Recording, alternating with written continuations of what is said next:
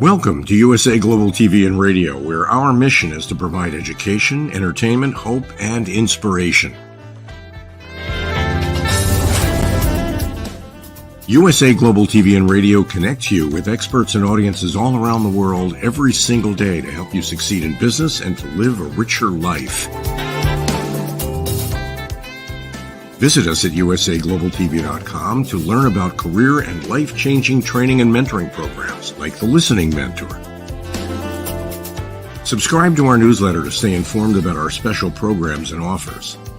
Discover how you can become a guest on one of our shows or a host or producer of a USA Global TV and Radio show of your very own.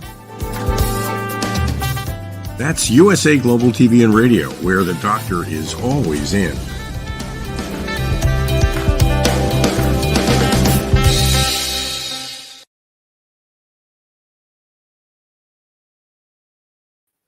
Hello and welcome to USA Global TV and Radio. My name is Caroline Heward and I'm known as the Harley Street Stress Expert. Our show today is Talking Heads, and I'm an expert presenter in today's topic, which is, are you living with obsessive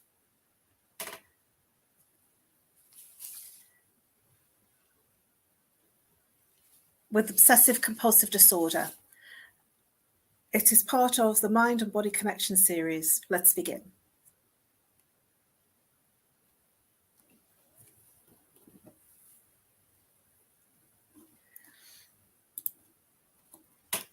I'd like to start off with a quote from David Beckham. He said, "I have got this obsessive compulsive disorder where I have to have everything in a straight line, or everything has to be in pairs." When we think about obsessive compulsive disorder, we think about orderliness and tidiness and neatness and cleanliness. And David Beckham certainly shows that in this quote.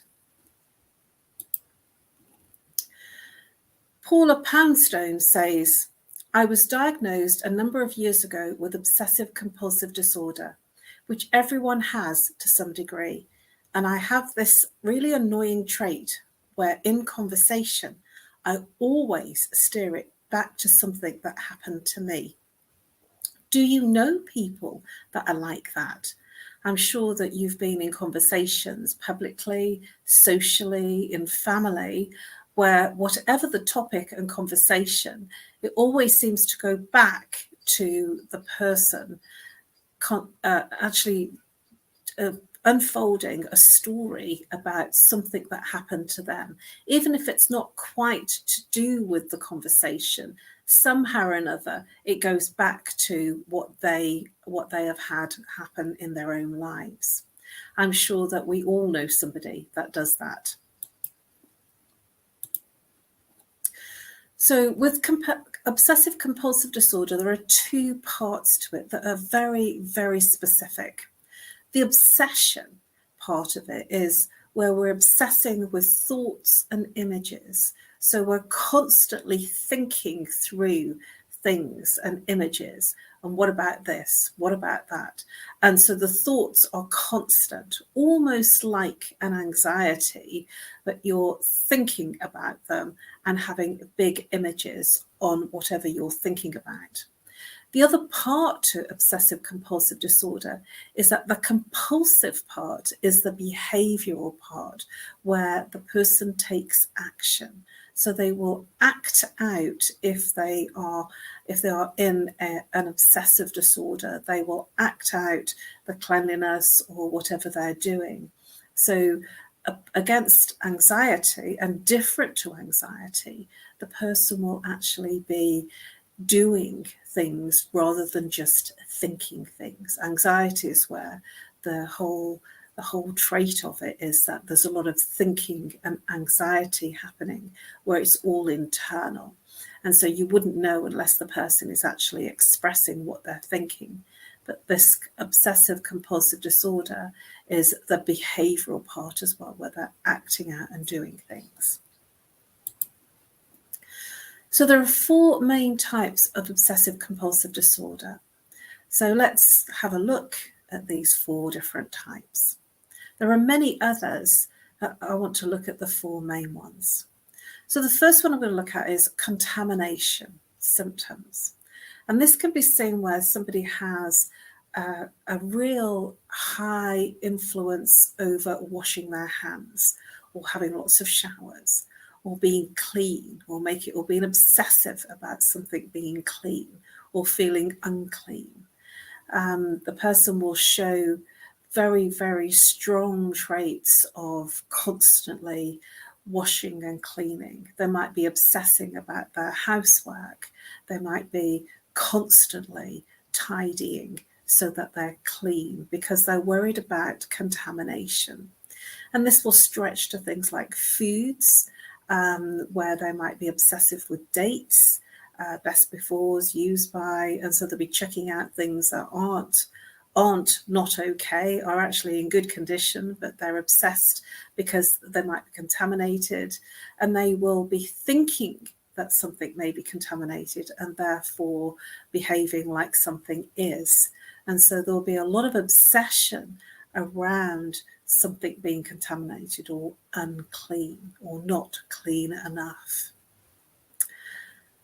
The other main type of OCD is symmetry and arranging, where somebody arranges things in pairs or rows, or where all the fronts of the bottles are facing outwardly.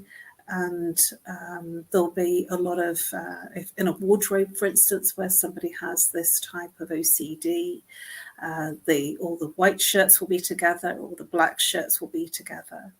All the shoes, the right colour shoes, will all be in the same area. There'll be some orderliness that will show that the person is very organised. This can stretch to the office being very orderly.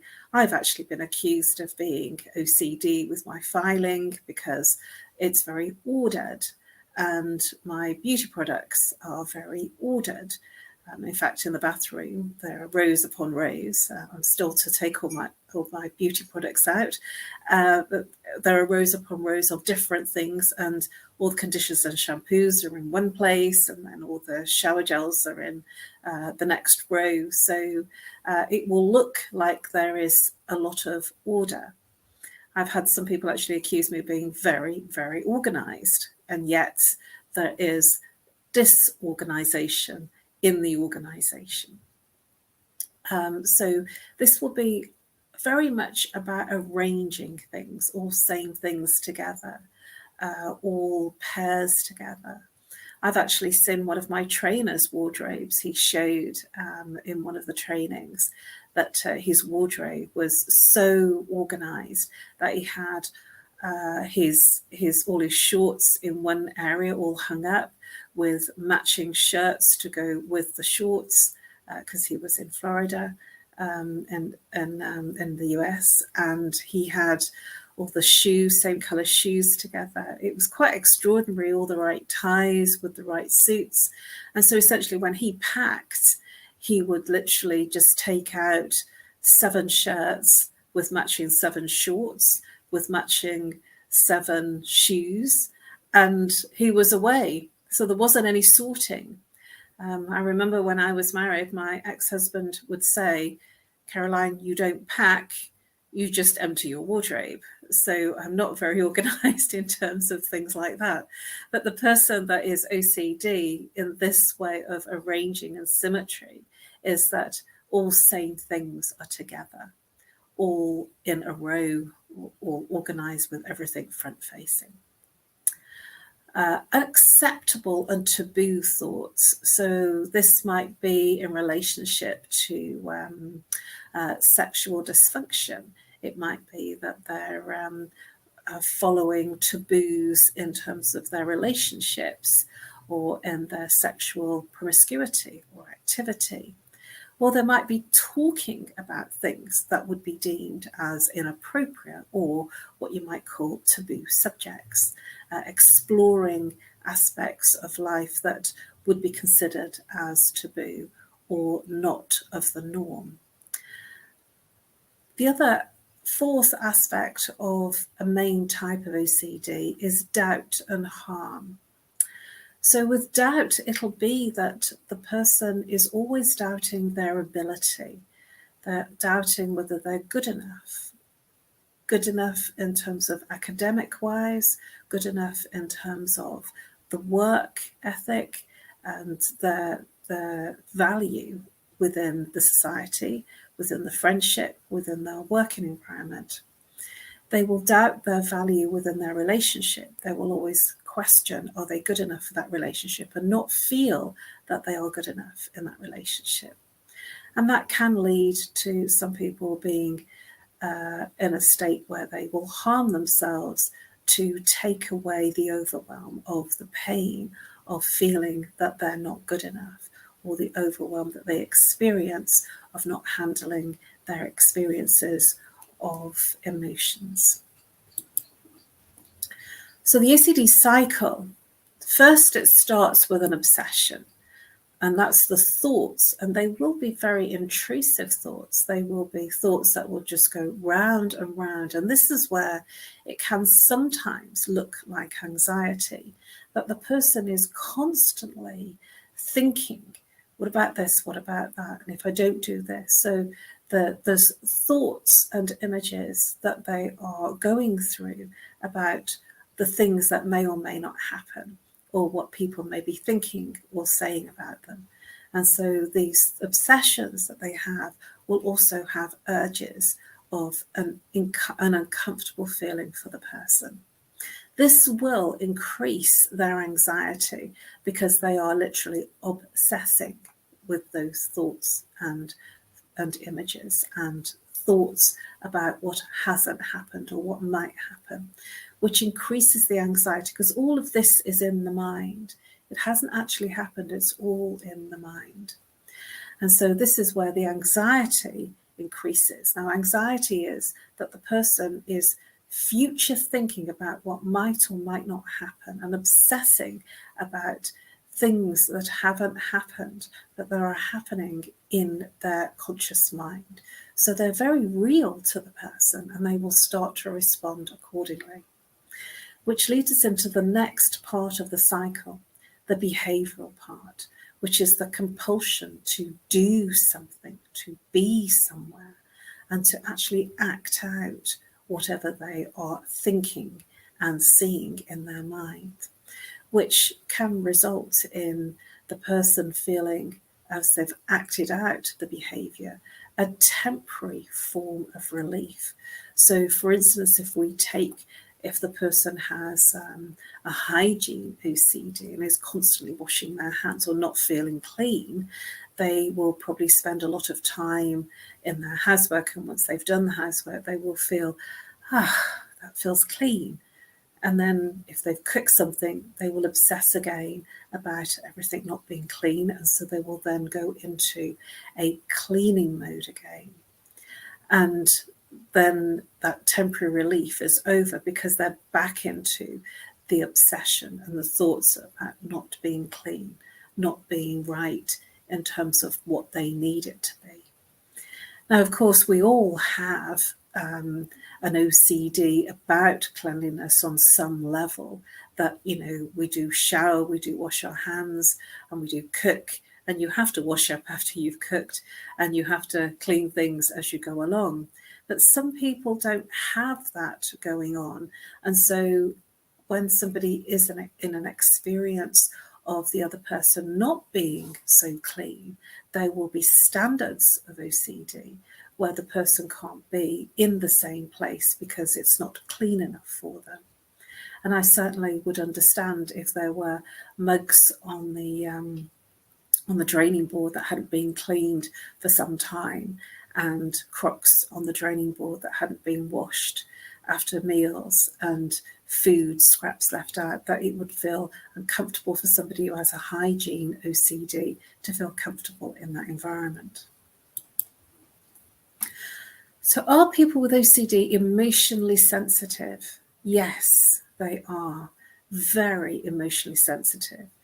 They are energy sensitive in terms of there'll be the slightest thing, they'll be completely okay one minute, and then they can be in a situation, a change of conversation, and suddenly the thoughts come up and they will start to feel uncomfortably emotionally, and they will outpour emotionally. And so the person will be woefully tearful and weepy in front of you. Why are they like that? This is because they've built up things in their mind to such a point that the overwhelm of that buildup of thoughts, the obsession of the pictures, the images, and the urges that they have been thinking about will come out. And it'll almost seem over the top to somebody who is in that situation, that suddenly they've burst into tears. That this, from the internal perspective, is a build-up. So it isn't just what's seen on the outside. There's a build-up of what's going on internally for the person. Is OCD a coping mechanism for anxiety? No, it isn't. It's actually there's a part of it that is to do with anxiety, but it isn't a coping mechanism for anxiety, because anxiety is more about thinking about things that aren't real and building them up in your mind. But the OCD is playing out. It has the behavioural part of it, which is different from anxiety, where it's only in the thinking. And so it isn't about acting out the anxiety. OCD is very much the compulsive part. The compulsion is the behavioural part of the OCD. So what cause of trauma causes OCD? Well, I'd like to share with you a case study. I had a client that came to see me, and he had very, very severe OCD.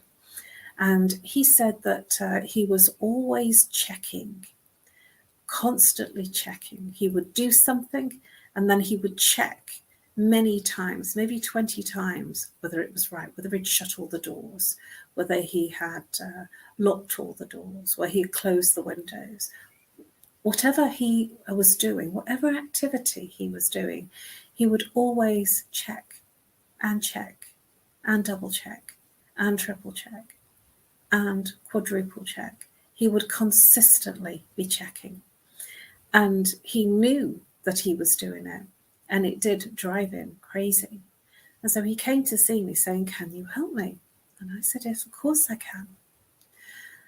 And so we went back to the time that he first experienced it.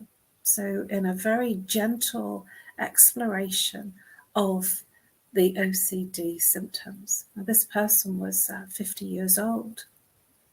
And I asked him what his earliest recollection of the checking came into play for him within his life. And he could recollect when he was 5 years old, 5, and he was 50. So he'd been carrying this for 45 years.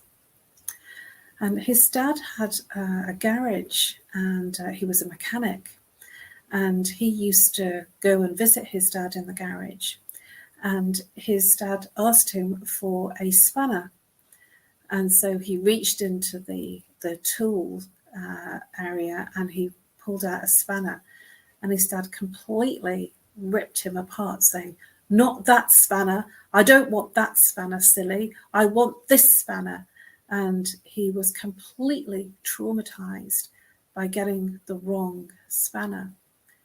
And since that time, he constantly checked which spanner when he was with his father and what tool his father was asking for, and would check and check and check and check before he handed over any tool to his father. When this was revealed, a 45-year experience, the client was very, very surprised. Now, something as simple as that, being given the wrong spanner, created a very traumatic experience for this guy. And very upsetting for him when he worked out what had caused the OCD of consistently checking. And so it doesn't have to be really big, but at 5 years old, he experienced getting something wrong. And it was so traumatic for this person that he didn't want to get anything wrong ever again. And to make sure he didn't get anything wrong, he checked and checked and checked. So it can be very, very small, but for a child, when something like that happens, there is no evolvement of emotions at that point to be able to comprehend what's happened. And so it gets buried. It gets literally locked in the energy matrix of the body. Now, we are all energy and space. And so when there is trauma that is shut down and blocked away, what happens is the escape route is the mind. And so then the thoughts become the obsession.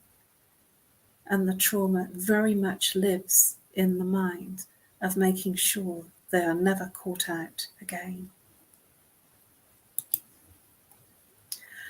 How does OCD affect intimacy? Well, because it can affect the promiscuity of someone, it can also affect you the other way too, where you will avoid intimacy. And so somebody that's avoiding intimacy because they don't feel worthy enough, good enough, they don't feel, for a woman, sexy enough or attractive enough or beautiful enough.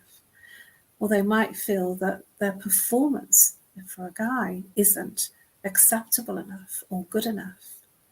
And so when these thoughts go round and round in the mind, this can cause a sexual dysfunction. It can cause intimacy issues that can become very, very physical, such as erection problems. Because if the mind is full of all of these obsessive thoughts of not being good enough and not feeling that the performance is good enough, then it will affect you physically. Because sexual dysfunction resides in the mind. It's what you're thinking about, and therefore it creates. So if you're thinking that your performance isn't going to be acceptable or good enough, then hey presto, that is what is created in terms of your performance in your external world.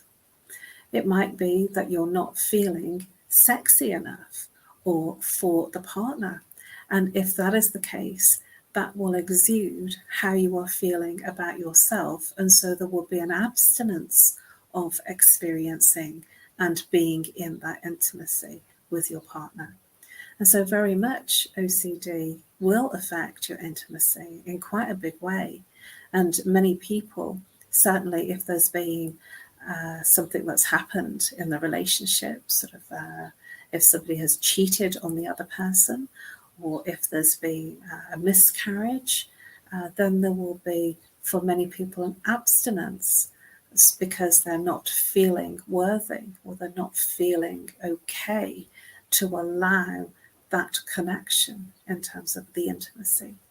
So it's very big for OCD people, where they can be over the top in terms of promiscuity and, having many partners, to being on the other side of the coin, having a control of how much somebody is allowed to come into their space. Are people with OCD controlling in relationships? Yes, they are, because they will put their standards onto you. They'll project their standards onto you. Now, what do I mean by that? If somebody likes a lot of orderliness and a lot of tidiness in terms of everything being in a row, everything being in straight lines, everything all same things together, and their partner is very erratic in terms of they're not orderly, they're not sorted in terms of tidiness and bringing things together or putting things away.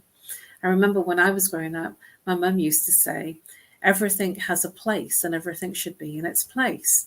And my mum was very, very tidy, very clean. And she used to get really cross with me when I was a child and studying because I'd have books everywhere. So the room, my bedroom, was never tidy. And that used to drive her up the wall. And for me, that was my tidiness because I needed all the different books, the different references to do homeworks and to do the study that I was doing. And so, this can portray in different levels of acceptance of what is tidy and organized. And when somebody doesn't have that tidiness or that cleanliness or that OCD behavioural adopted by their partner or in the family, this will have an effect in terms of the standard not being adhered to or applied within the relationship. And this can cause all sorts of problems because the other person will see that there's nothing wrong and will be upset that they're being themselves. And the person with the OCD need for control, need for the orderliness, or need for the cleanness, the hygiene, need for everything being ordered and everything being in its place, will go completely stir crazy because it's not in keeping with what they need. And that need, that desire for orderliness, control, will give control. And this is because deep down inside, internally, they feel that there's no control, which is why it's externally displaying as a need to be in control. And so they have what might be called a set of rules or standards that they need. And if they're not adhered to, they will feel uncomfortable and they will feel very, very anxious that those standards are not applied. And that orderliness that they require is affecting their behaviour in terms of needing to sort it, organise it for control. So how do people behave with OCD? How do people with OCD behave in relationships? So we have sort of looked at this in terms of when the person is feeling not smart enough, not good enough, not pretty enough, not talented enough, they will actually have self-esteem issues. And that self-esteem issue that they are experiencing internally will reflect in their external environment, within their family, within their friendships, within their relationships, within their work. And this will appear in different ways. The person might be in a relationship that might be clingy.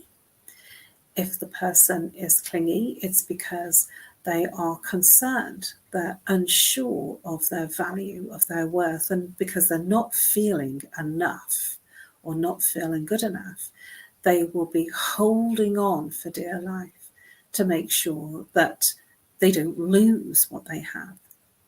So they will treat people almost to the point of being a possession because they're not feeling worthy of that relationship or friendship. The other aspect of people being clingy is that they may appear jealous within the relationship. And so they might be checking on your activity or not what you are doing, where you are. And they might be checking in on your phone, by texting, messaging you, checking your social media posts, what are you up to, even when they're not with you. And one of the reasons for that is that internally they are feeling uncomfortable and suffering a space of low self-esteem, that they're not enough for that relationship or that friendship. And so this behavior is coming out of not being or feeling enough. It's nothing to do with the relationship they're in, and it's nothing to do with the other person. It's something that's going on internally for them. And so that is projected onto the other person because they are feeling all these insecurities. And the insecurities that they are experiencing are coming from something that's happened to them when they were much younger. Generally in childhood, there'll be something there that has happened that has caused this trauma and moved them into this place of not feeling enough. And when we're born very, very open. Goo goo and gaga. We're not thinking or analysing anything. To the point of there is no preconception of a not being enough. We are enough throughout. So these behaviours come out of experiencing within the family, within our peers, where we're told, well, you're not smart enough, you're not good enough, you'll never be any good at this, you'll never achieve that. So in your lifetime, have you ever had somebody say these kinds of things to you? The thing is, we are like a sponge. And because we're like a sponge, we literally take in everything that people say, especially when we're very young. When we're to 7, 12 years old, we are taking in everything. This is why children learn so quickly. Wherever they are in, they adapt and learn a really, really wide range of subjects because they're like a sponge. They just soak everything up. And that's why it's a good time to learn when you're younger. But if you are constantly being told you're not pretty enough, you're not good enough, you're not tall enough, you're not talented enough, you'll never amount to anything, you're useless, you're worthless, there will come a point that you have taken all of those things in, that you've soaked them in. And if you hear something, if you hear a message enough and constantly, you will then, for whatever reason, start to believe something that somebody is telling you. Not that it is true, because the person that is saying those things are projecting their stuff onto you. It is not your stuff. It becomes yours when you start holding it and taking action internally. When all the thoughts come out, then they become yours. But where did it start? These thoughts were not yours to begin with. And so my invitation to you is to, when you're feeling these things and thinking these things, is to ask yourself, who said that? Where did it come from? Because it definitely wasn't from you. Here's a quote by Amanda Seyfried. I'm too measured and controlling about everything. That's why I take Lexapro. It's for OCD. I don't feel like I'm struggling with it. I think OCD is a part of me that protects me. It's also a part of me that I use in my job in a positive way. I felt this was a really interesting quote to include because this is someone that has decided to own the experiences, the behaviours of obsessive compulsive disorder. She has made a decision for her benefit so that she now owns that she has OCD. She's taking medication for it and she is using it to help her. She sees this as a protection. And that protection, I wonder what from. Because when we're born pure and innocent, not needing protection from anyone or anything. So I wonder what happened that made her say, it's part of me that protects me. And certainly in work, this can lead to people being obsessive about their results to such a point that they will be huge achievers and very high performers. They will always succeed, even though it'll be to the detriment of how they live and how they experience life externally and internally. And this does affect your relationships, whether you're in an intimate relationship, whether you're with family, friends, or colleagues. This will have an impact. The thoughts are not the problem. Let OCD, obsessive compulsive disorder, tell you whatever it wants. Just don't try to solve it. The thoughts are not the problem. Your choice to take them seriously is the problem. The thoughts are not you, and the scenario they present is not real. OCD is the disorder of doubt. Stop all doubt, and you will stop OCD. I thought that was a really powerful addition to this presentation, because if it is just the thoughts, it is then anxiety. It is what we decide to act upon that creates the OCD, the disorder of the behaviour. And this isn't about saying this is all nonsense and just stop it. This is about making a choice. This is about making a choice of what feels right for you and good for you, and looking at where this appeared, where the problem started, and identifying what created the OCD. Because I promise you, you were not born with OCD. It comes from a trauma that's been undealt with in childhood. Thank you for your attention and your interest. Please subscribe to USA Global TV and Radio. You can find all of our episodes, our Talking Heads episodes, under the playlist Talking Heads 2023 for this year and 2022 for last year. You can find all of my Talking Heads episodes under my name, Caroline Heward. Please do reach out to me if I can be of service to you. I help all manner of problems that people have, and as the case study that I shared with you, it can be something that almost sounds ridiculously simple and silly to share. There's always a reason behind every OCD behaviour.